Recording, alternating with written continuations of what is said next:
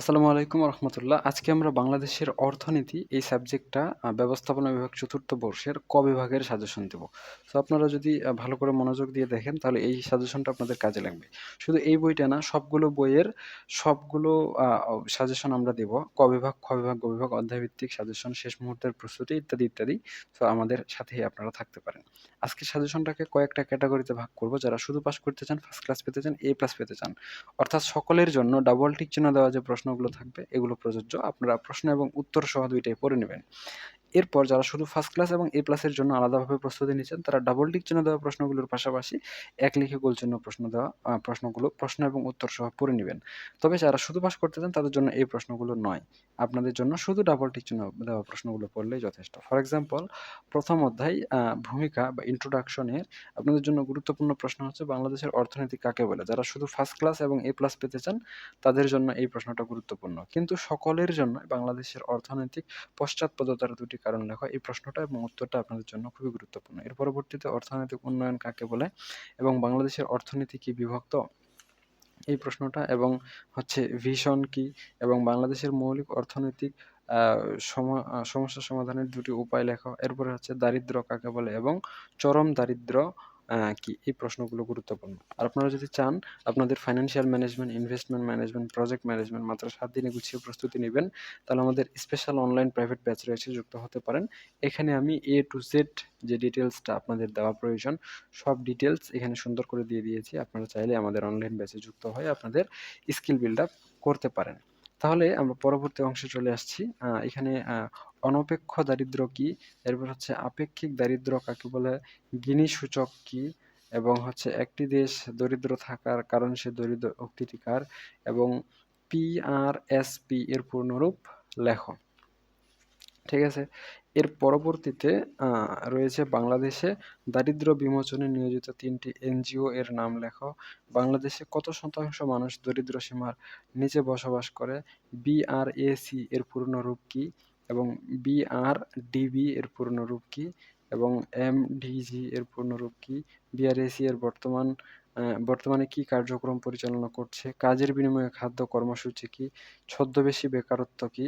হ্যাঁ, এই প্রশ্নগুলো উত্তর সহ আপনাদের জন্য খুবই গুরুত্বপূর্ণ। এরপরে দ্বিতীয় অধ্যায়ে চলে আসছে আমরা, বাংলাদেশের অর্থনৈতিক ইতিহাস। এখানে গুরুত্বপূর্ণ প্রশ্ন আপনাদের জন্য, বাংলাদেশের অর্থনৈতিক পশ্চাৎপদতার ঐতিহাসিক কারণ কি, এবং ব্রিটিশরা কিভাবে বাংলাদেশকে ব্যবহার করত, পাকিস্তান আমলে কতটি পরিবারের হাতে সম্পদ ও ক্ষমতা কেন্দ্রীভূত ছিল। এরপরে হচ্ছে ঐতিহাসিক ৬ দফা কবে ঘোষিত হয়, স্বরাজ বা স্বাধিকার আন্দোলন কি, কোন যুদ্ধের মাধ্যমে ভারতের মুঘল সাম্রাজ্যের পতন ঘটেছিল, এবং টোডারমলের কোন সংস্কারের কাছে জড়িত, এবং হচ্ছে টোডরমল কে, হ্যাঁ, এবং পাকিস্তানের ইতিহাসে কোন ঘটনাটি প্রথম ঘটেছিল। এই প্রশ্নগুলো আপনাদের জন্য উত্তর সহ খুবই গুরুত্বপূর্ণ। এরপরে চলে আসে আমাদের তৃতীয় অধ্যায়, অর্থনৈতিক উন্নয়ন। এখানে আপনাদের জন্য গুরুত্বপূর্ণ প্রশ্ন হচ্ছে মাথাপিছু আয় কি।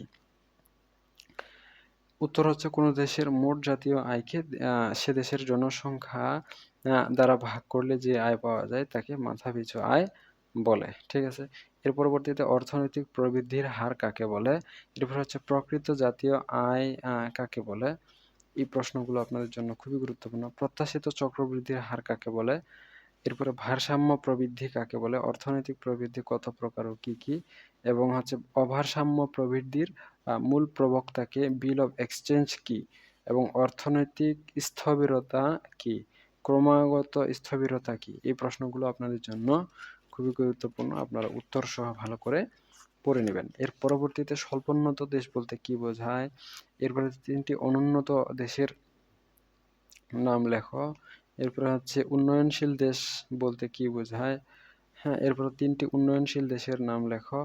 অনুন্নত দেশের ৩টি বৈশিষ্ট্য লেখো। নীরব খনির দেশ বলা হয় কোন দেশকে? হ্যাঁ, এই হচ্ছে আপনাদের জন্য প্রশ্ন। এরপরে চতুর্থ অধ্যায় বা উন্নয়নের জন্য সম্পদ। আপনারা যদি চান আপনারা আমাদের অনলাইন প্রাইভেট ব্যাচে যুক্ত হতে পারেন। আমাদের এখানে financial management, investment management, project management সবগুলো প্রাইভেট ব্যাচের ক্লাস রয়েছে। যেমন এখানে ফাইন্যান্সিয়াল ম্যানেজমেন্ট আছে সুন্দর করে সাজানো অবস্থায়। এখানে যদি ফিচার অপশনে আপনি ক্লিক করে দেখেন, এই লিঙ্কটা প্রথমে দেওয়া হবে। যারা পেমেন্ট করবেন লিঙ্কের ভিতরে ক্লিক করলেই সবগুলো অধ্যায়ের ক্লাসগুলো একদম A to Z সাজানো অবস্থায় আছে। ফর এক্সাম্পল ৩ নম্বরে যদি আমি ক্লিক করি, তাহলে দেখবেন যে ৩ নম্বরে যে টেবিল দেওয়া আছে এবং ক্লাসগুলো একদম একটার পর একটা সুন্দর করে সাজানো অবস্থায় দেওয়া রয়েছে। সেই সাথে পিডিএফও দেওয়া রয়েছে। গ্রুপের ভিতরে যে ফাইল অপশনটা আছে, এই যে ফাইলস অপশন, এই ফাইল অপশনে আমাদের পিডিএফটাও দেওয়া হয়েছে, যেটা আপনাদের জন্য প্রয়োজনীয় এবং গুরুত্বপূর্ণ। সো আপনারা চাইলে যুক্ত হতে পারেন। চতুর্থ অধ্যায় উন্নয়নের জন্য সম্পদ। এখানে গুরুত্বপূর্ণ প্রশ্ন হচ্ছে অর্থসংস্থানের বৈদেশিক উৎস কাকে বলে, রাজস্ব উদ্বৃত্ত কি, ঘাটতি ব্যয় কি, অভ্যন্তরীণ কর্মসংস্থানের দুটি উৎসের নাম, প্রাকৃতিক সম্পদ কি। এরপর হচ্ছে বৈদেশিক সাহায্য কাকে বলে, প্রকল্প সাহায্য কি এবং কারিগরি সাহায্য কি, বৈদেশিক বিনিয়োগ কি। এই প্রশ্নগুলো আপনাদের জন্য খুবই গুরুত্বপূর্ণ। এর পরবর্তীতে আপনাদের জন্য গুরুত্বপূর্ণ হচ্ছে বেসরকারি বৈদেশিক বিনিয়োগ কি এবং হচ্ছে অনলাইন ব্যাংকিং কি এবং হচ্ছে টেকসই উন্নয়ন কি। এই প্রশ্নগুলো গুরুত্বপূর্ণ। এরপরে হচ্ছে ৫ নাম্বার বাংলাদেশের কৃষি উন্নয়ন। এখানে গুরুত্বপূর্ণ প্রশ্ন হচ্ছে কৃষি কি, প্রান্তিক কৃষক কে, হ্যাঁ।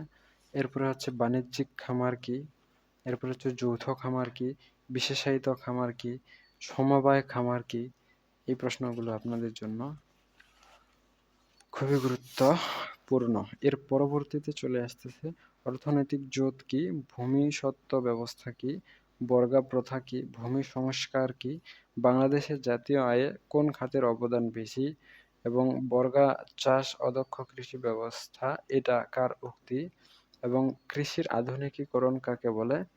এই প্রশ্নটা আপনাদের জন্য গুরুত্বপূর্ণ। এবং উফশী প্রযুক্তি কি, আর হচ্ছে সবুজ বিপ্লব কি, কৃষি ঋণ কাকে বলে, কৃষি ঋণের ব্যয় কাকে বলে, কৃষি ঋণের ব্যয় কাকে বলে, জীবন নির্বাহী খামার কাকে বলে, যৌথ খামারে জমির মালিকানা কিরূপ হয়, ব্যক্তিগত খামার বা চাষ ব্যবস্থা কাকে বলে, স্বল্পমেয়াদী কৃষি ঋণ কাকে বলে, কৃষি ঋণের দুটি প্রাতিষ্ঠানিক উৎসের নাম লেখো, কৃষি ঋণের অব্যক্ত ব্যয় কাকে বলে এবং জমির উপবিভাজন কি। এই প্রশ্নগুলো আপনাদের জন্য উত্তর সহ গুরুত্বপূর্ণ, আপনারা ভালো করে পড়ে নেবেন। এর পরবর্তীতে চলে আসে আমাদের ৬ নম্বর অধ্যায় বাংলাদেশের শিল্প উন্নয়ন।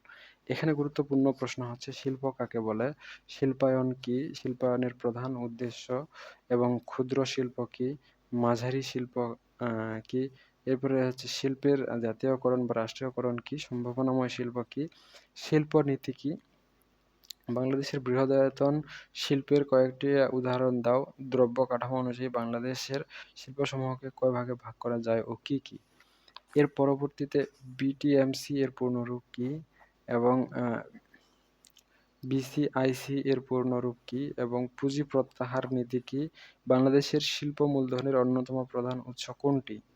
এরপর হচ্ছে সরকারি খাত কাকে বলে, বেসরকারি খাত কাকে বলে, রাষ্ট্রায়ত্ত শিল্পের উন্নয়নে সরকার কর্তৃক গৃহীত দুটি পদক্ষেপ লেখো। তৃতীয় বিশ্ব বলতে কি বোঝায় এবং কাউন্সেলিং কি।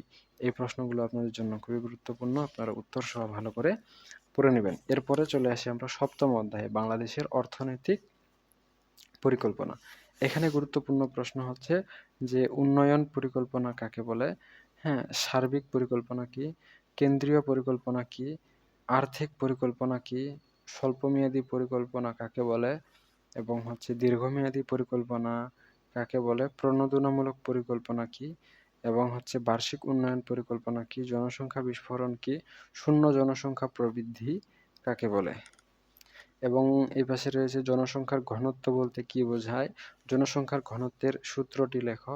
জনসংখ্যা নীতি কাকে বলে, বাংলাদেশে জাতীয় জনসংখ্যা নীতি কত সালে ঘোষণা করা হয় এবং মানব সম্পদ বলতে কি বোঝায়, মেধা পাচার কি এবং হচ্ছে বাংলাদেশের পঞ্চবার্ষিক পরিকল্পনা কোন মেয়াদের জন্য প্রণীত হয়। এই প্রশ্নগুলো আপনাদের জন্য উত্তর সহ খুবই গুরুত্বপূর্ণ। লাস্ট চ্যাপ্টার বাংলাদেশের বৈদেশিক বাণিজ্য। গুরুত্বপূর্ণ প্রশ্ন হচ্ছে বৈদেশিক বাণিজ্য বা আন্তর্জাতিক বাণিজ্য কি, বাণিজ্য নীতি কাকে বলে, বাংলাদেশের রপ্তানি বাণিজ্য কি এবং হচ্ছে বাংলাদেশের বাণিজ্যের ভারসাম্য কাকে বলে, বাংলাদেশের লেনদেন ভারসাম্য কাকে বলে এবং জিএসপি বলতে কি বোঝায় এবং বাংলাদেশের রপ্তানি পণ্যের বৃহৎ বাজার কোন দেশ, রেমিটেন্স কি, অবাধ বাণিজ্য কি। এই কয়েকটা প্রশ্ন, পাশাপাশি এপাশে লেনদেনের ভারসাম্য কি, ডাব্লিউটিও এর পূর্ণরূপ কি, হ্যাঁ, বিশ্ব বাণিজ্য সংস্থা ডাব্লিউটিও কি, এরপরে হচ্ছে এসডিজি এর পূর্ণরূপ কি, বাংলাদেশে বর্তমানে ইপিজেড সংখ্যা, বাংলাদেশের প্রথম ইপিজেড কোনটি, বিইপিজেড এর পূর্ণরূপ কি, ইপিজেড কি। এই প্রশ্নগুলো উত্তর সহ আপনারা ভালো করে পড়ে নেবেন। এখানে ইপিজেড এর পূর্ণরূপ, এমএফএন এর পূর্ণরূপ, বিআইএমএসটিইসি এর পূর্ণরূপ, পিপিপি এর পূর্ণরূপ, হ্যাঁ, রপ্তানি শুল্ক কি, আমদানি শুল্ক কি, ওয়েজ আর্নার্স স্কিম কি, এবং বিশ্বগ্রাম ধারণার প্রবক্তা কে। এই প্রশ্নগুলো আপনাদের জন্য খুবই গুরুত্বপূর্ণ, আপনারা উত্তর সহ ভালো করে পড়ে নেবেন। সো এর পরবর্তীতে আমরা পরবর্তী বইয়ের সাজেশন দেবো। আজকে এ পর্যন্তই, ধন্যবাদ।